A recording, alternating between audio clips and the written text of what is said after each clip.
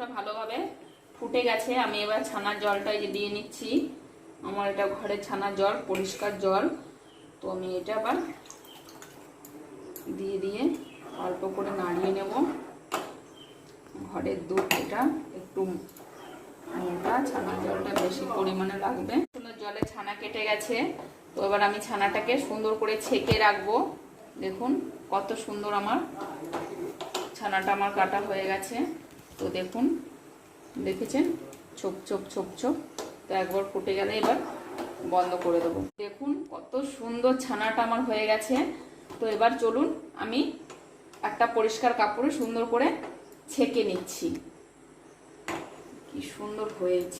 10 টাকার গুঁড়ো দুধ দিয়ে কিভাবে রসমালাই তৈরি হয় সহজ পদ্ধতিতে তো দেখানো হচ্ছে। ঈশা দেখুন ছানাটাকে মাখছে, বলছে মা আমি ছানাটাকে ভালো করে মেখে নেব।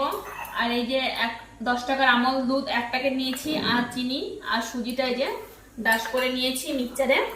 তো এবার এটা দিয়ে ভালো করে ছানাটা ঠিক দেখুন 10 মিনিট ধরে ছানাটাকে আমি কত সুন্দরভাবে মেখে নিয়েছি। ঠিক এই রকম মেখে নিতে হবে যাতে কোনো মানে ছানার কোনো দানা দানা অংশ না থাকে।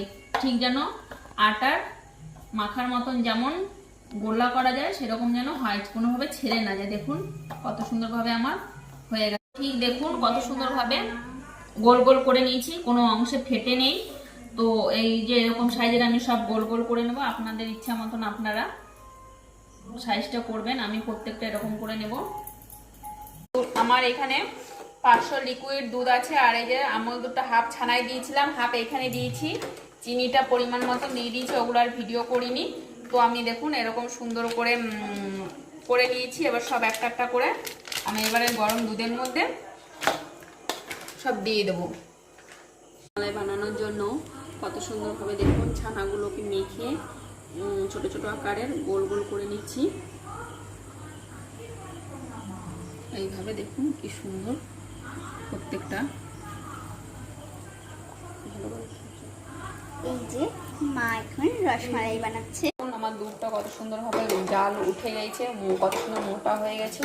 তো আমি এবার এখানে পরিমাণ মতন চিনি অ্যাড করে দেবো।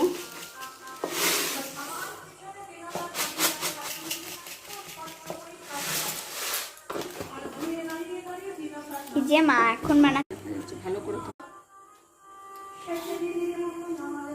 আমি এই যে সব রসমালাই মানে ছানা দিয়ে মেখে রেখেছিলাম লুইগুলো, মানে গোল গোল আকার করে। এই যে এখন প্রত্যেকটা একটা একটা করে আমি দুধের ভিতর দিয়ে দিচ্ছি। প্রত্যেকটা আমি এবার দুধের মধ্যে দিয়ে